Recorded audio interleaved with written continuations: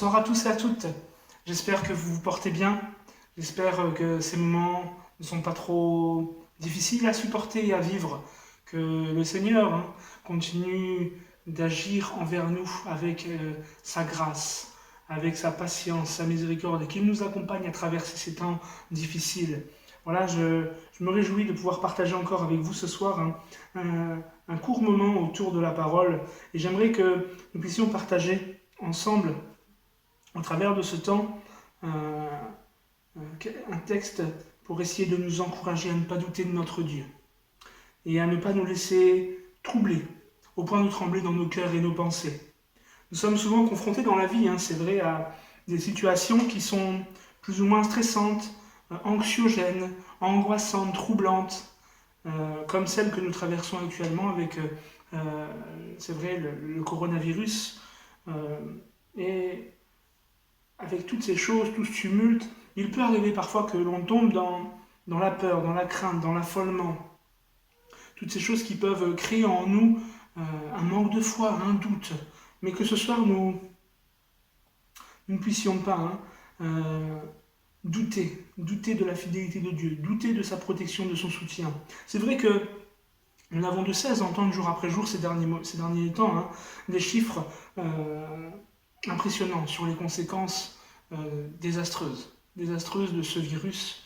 Et on voit que le confinement se durcit, que les possibilités pour nous de pouvoir prendre l'air, etc., sont de plus en plus difficiles, mais que tout cela ne serve pas. Que tout cela ne serve pas à gagner notre cœur, à laisser notre cœur être gagné par l'angoisse, par le trouble, par l'inquiétude, par le doute. Mais que notre foi, au contraire, prenne le dessus. Que notre foi prenne le dessus. C'est vrai que lorsque nous sommes là en confinement, on peut vite tourner en rond, on peut vite s'ennuyer, on peut vite, en plus en fonction des choses que l'on entend aux informations, que l'on lit dans les journaux, etc., on peut vite, mais réellement vite tomber dans des pensées troublantes, des pensées qui vont nous faire avoir peur. Notre imagination est très créative. Et le fait que nous soyons influencés par tout ce flux d'informations négatifs a un impact sur nos pensées. Ça interagit avec nos pensées et on peut vite tomber dans la crainte, on peut vite tomber dans le trouble, on peut vite se dire mais est-ce que je vais m'en sortir, est-ce que, un tas de est-ce que. Un tas de est-ce que, mais ce soir que nous puissions mener toutes ces pensées captives à l'obéissance de Christ, qu'il n'y ait rien qui vienne prendre le pas sur la foi, qu'il n'y ait rien qui vienne nous faire douter de Dieu. Ne doutons pas de Dieu, Dieu est fidèle, Dieu prend soin de nous. Amen. Amen.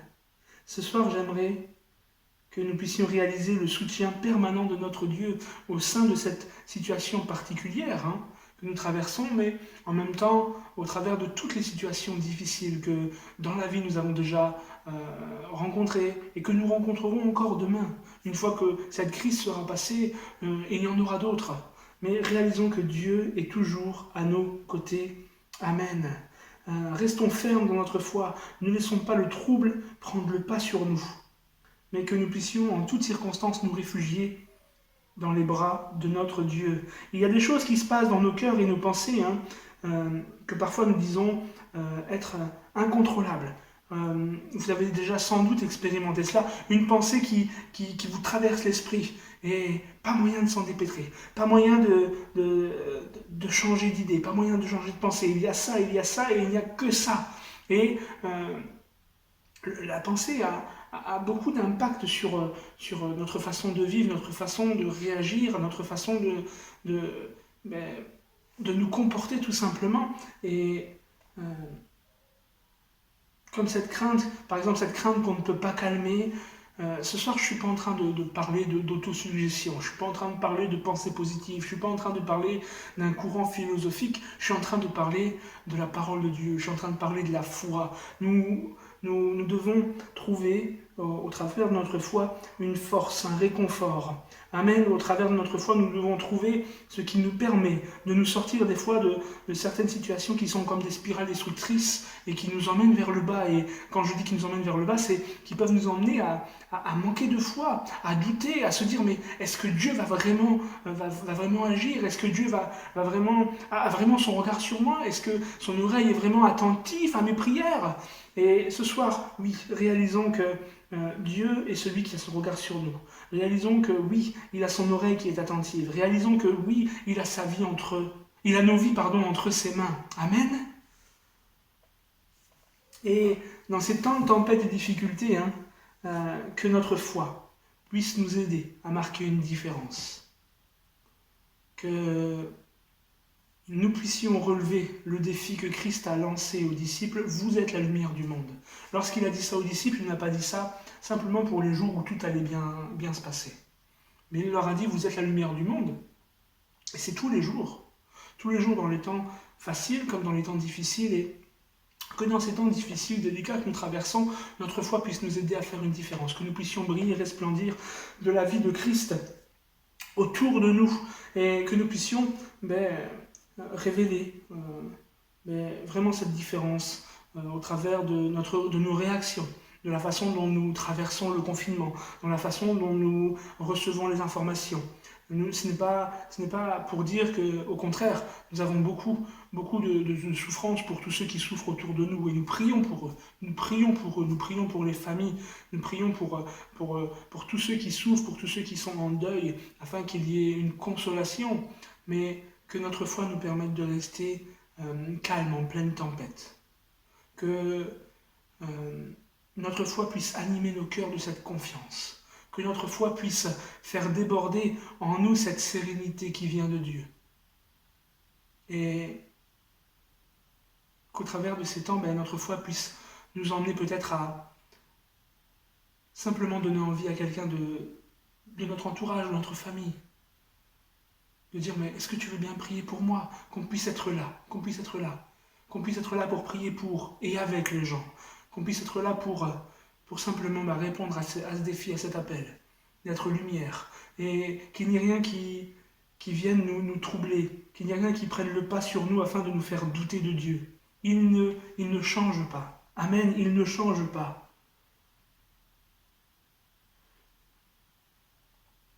Et que nous puissions vraiment faire cette différence. J'aimerais, si vous voulez bien, ce soir prendre un texte avec vous, que nous retrouvons dans la deuxième de Paul aux Corinthiens, au chapitre 10, versets 1 à 5. Deuxième de Paul aux Corinthiens, chapitre 10, versets 1 à 5, où Paul dit « Moi, je vous prie. Moi, Paul, je vous prie par la douceur et la bonté de Christ. Moi, humble d'apparence, quand je suis au milieu de vous et plein de hardiesse à votre égard, quand je suis éloigné, je vous prie, lorsque je serai présent, de ne pas me forcer à recourir avec assurance à cette hardiesse dont je me propose d'user contre quelques-uns qui nous regardent comme marchant selon la chair. Si nous marchons selon la chair, nous ne combattons pas selon la chair. Car les armes avec lesquelles nous combattons ne sont pas charnelles, mais elles sont puissantes par la vertu de Dieu pour renverser des forteresses. Et nous renversons les raisonnements et toute hauteur qui s'élève contre la connaissance de Dieu, et nous emmenons toute pensée captive à l'obéissance de Christ. Rapidement, pour mieux comprendre cette lecture, on peut parler du contexte de ces quelques versets. L'apôtre Paul fait face à un groupe d'individus qui remet en cause son autorité spirituelle, et qui tentait de le discréditer aux yeux des autres en disant qu'il se comporte de façon purement humaine. Purement humaine, sa foi n'a aucun impact dans sa vie, sa foi ne change rien.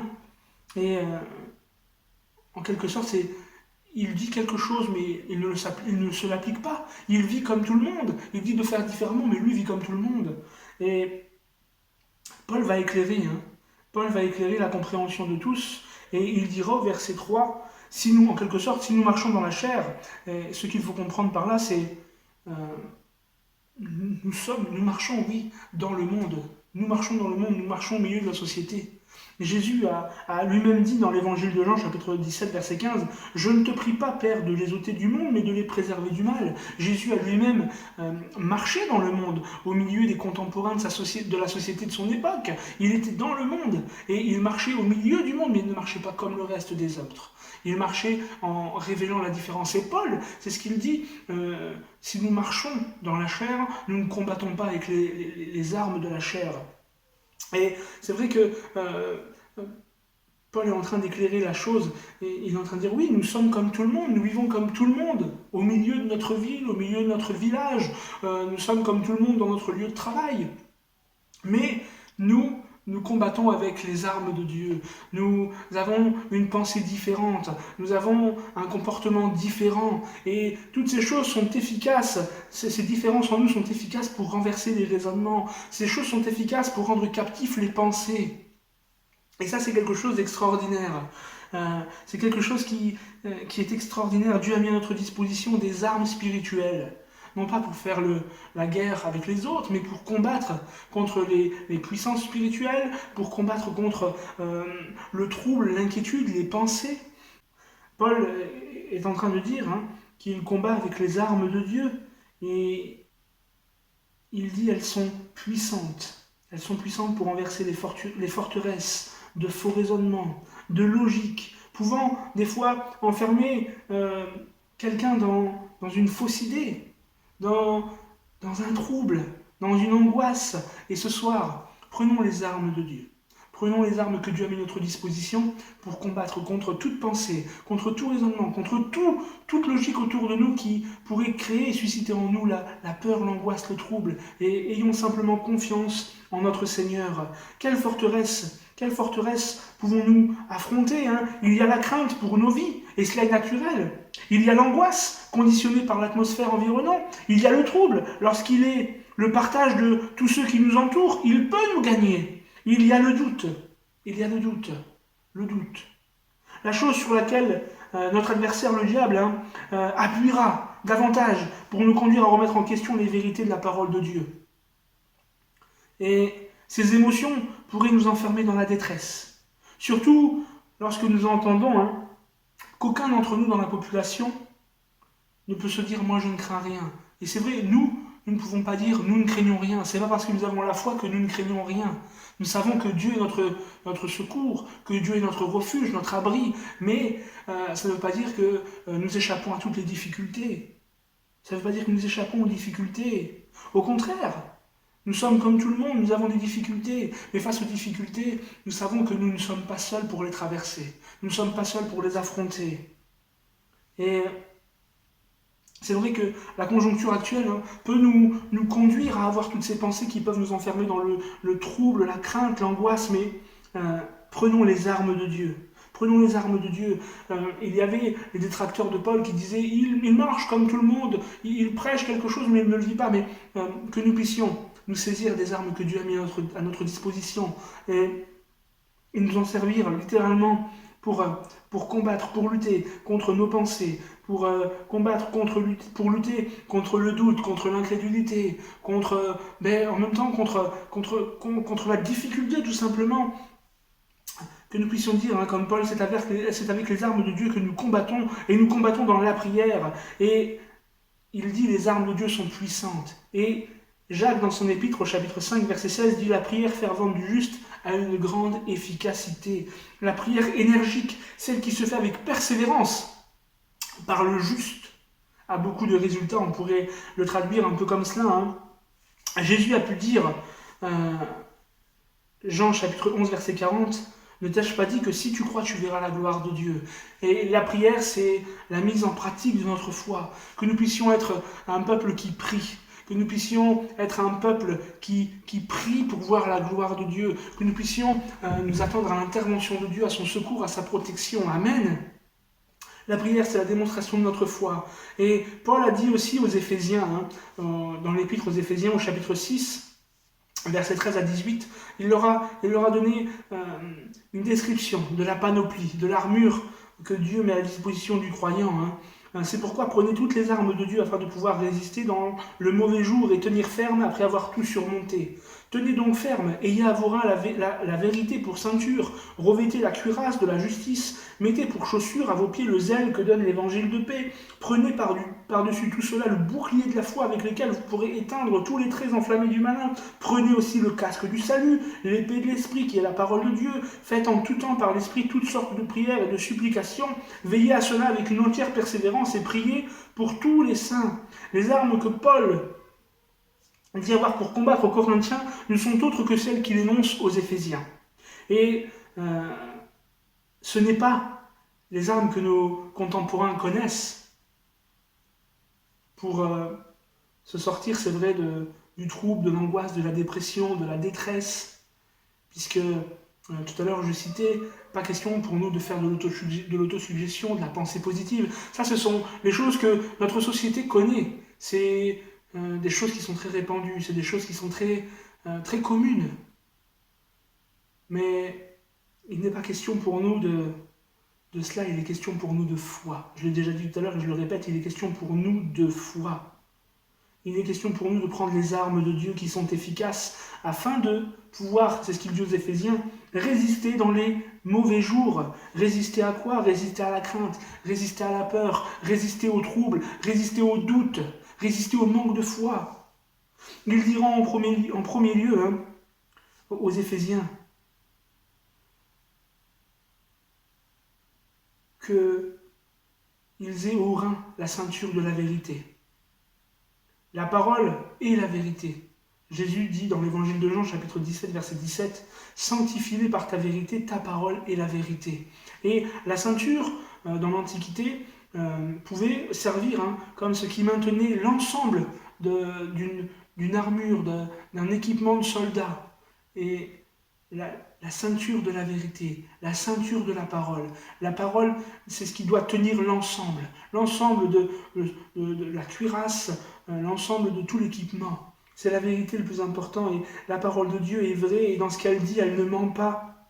Et c'est en cela que nous devons nous réfugier dans la parole de Dieu, dans les vérités qu'elle nous révèle. Et on doit avoir la parole de Dieu autour de nos reins. Et on doit croire que ce qu'elle dit, c'est vrai. Et on met en action notre foi quand c'est comme ça. Et par la foi, nous sommes agréables à Dieu. Et je crois dans la vérité de la parole qui dit, psaume 34, verset 6, « Quand un malheureux crie, l'Éternel l'entend, et il le sauve de toutes ses détresses. » 2 Rois, chapitre 20, verset 5, il est dit, « Retourne et dis à Ézéchias, chef de mon peuple, ainsi parle l'Éternel, le Dieu de David, ton père. J'ai entendu ta prière, j'ai vu tes larmes. Voici, je te guérirai. Le 3e jour, tu monteras à la maison de l'Éternel. J'ai entendu ta prière et j'ai vu tes larmes. Dieu nous voit, Dieu nous entend. Dieu a son regard sur nous. Dieu nous protège, Dieu nous garde. Faisons-lui confiance, réfugions-nous en lui. Quand tu pries, Matthieu 6, verset 6, entre dans ta chambre, ferme ta porte et prie ton Père qui est là dans le secret. Ton Père qui voit dans le secret, te le rendra. » C'est d'ailleurs, en quelque sorte, ce que Paul suggère lorsqu'il dit qu'il combat pour renverser tout obstacle qui s'élève contre la connaissance de Dieu. Dans notre texte aux Corinthiens, il dit que par les armes de Dieu, il peut combattre contre tout ce qui s'élève pour empêcher la connaissance véritable de Dieu, qu'il n'y ait rien qui vienne se lever dans nos pensées, dans nos cœurs, en fonction des circonstances, qui se lève pour nous faire douter de Dieu, douter de la vérité de la parole. Dieu nous voit, Dieu nous entend, Dieu a sa main sur nous, nous sommes dans ses mains, il nous protège, il nous garde. Ça ne veut pas dire que nous échappons à toutes les difficultés, vous le savez, nous en avons déjà parlé, vous le savez vous-même bien avant même que je vous en parle, mais ça veut dire qu'il est là pour nous aider à franchir et à traverser les difficultés. Il est bon, il est fidèle. Ça, c'est la fidélité de Dieu. La parole de Dieu nous en parle. Psaume 27, 10 dit « Mon père, ma mère pourraient m'abandonner, mais l'Éternel me recueille. » 2 Timothée 2, 13. Si nous sommes infidèles, lui, il demeure fidèle, car il ne peut se renier lui-même. Et ça, c'est les vérités de la parole de Dieu. Il ne nous laisse pas seuls. Il ne nous laisse pas seuls, je le disais, face au malheur. Psaume 34, 19 dit « Le malheur atteint souvent le juste, mais l'Éternel en délivre toujours. » Il agit de façon différente pour chacun, mais sachons que dans nos vies, il agit et que nos vies sont entre ses mains. Paul dit, il renverse par les armes de Dieu tout raisonnement. En grec, c'est logismos. ce qui paraît logique, ce qui paraît raisonnable pour tout le monde. Il renverse tout cela, tout ce qui paraît raisonnable, et pour ne pas être gagné par tout cela, pour ne pas laisser le trouble, pour ne pas laisser l'inquiétude, pour ne pas laisser tout cela créer en lui un manque de foi, le doute. Il renverse tout cela par les armes de Dieu, par la prière. Il a la ceinture de vérité autour des reins. Il a la cuirasse. Il a le bouclier, il a le casque, il a pris les armes de Dieu et il combat dans la prière, il combat dans la lecture de la parole et il croit que tout cela c'est vrai et que Dieu ne ment pas, il n'est pas un homme pour mentir. Et il dit aussi qu'il rend captif toute pensée, il les amène à la captivité pour obéir à Christ. Que ce soir nous puissions réaliser ce soir que nous sommes dans des temps difficiles. Nous sommes dans des temps compliqués. Nous entendons beaucoup de choses qui peuvent susciter en nous beaucoup d'émotions, beaucoup de pensées, qui peuvent créer, chez certains c'est vrai, l'inquiétude, le trouble, l'angoisse. Mais que nous qui avons la foi, tout cela ne reste pas devant nous comme des montagnes infranchissables. Que cela ne nous arrête pas dans notre marche, que cela ne nous fasse pas douter de Dieu, que cela ne crée pas en nous un manque de foi, mais que nous puissions nous saisir des armes de Dieu et combattre pour renverser les forteresses. Toute forteresse qui nous empêcherait de connaître Dieu tel qu'il est, ou de le voir tel qu'il est, ou d'avoir confiance en lui, soit renversée par les armes qu'il a mis à notre disposition, par la prière, que nous puissions vraiment ce soir lui faire confiance et croire qu'il ne nous abandonne pas, croire qu'il est fidèle à lui-même, fidèle à sa parole, fidèle à notre égard, qu'il nous aime, qu'il est plein de patience, plein de bonté, plein de miséricorde, qu'il nous accompagne. Amen. Et renversons toute pensée et amenons toute pensée captive à son obéissance et croyons ce soir qu'il nous accompagne. Amen. Que le Seigneur vous bénisse, mes bien-aimés, qu'il prenne soin de vous, que sa grâce nous accompagne, que notre foi soit renouvelée, que les difficultés n'aient pas le pas sur nos pensées. On peut avoir pendant un temps, c'est vrai, peut-être le trouble qui est semé dans nos pensées, mais prenons les armes et combattons dans la prière. Je ne veux pas douter. Je veux croire que tu es là. Je veux croire que tu prends soin de moi. Je veux croire que tu vas agir. Je veux croire que tu vas m'aider à traverser la tempête. C'est là tout ce que nous devons adopter comme position. Prier, avoir confiance, avoir foi en lui. Amen. On prie ensemble, Seigneur notre Dieu, notre Père, nous te prions ce soir pour te dire merci.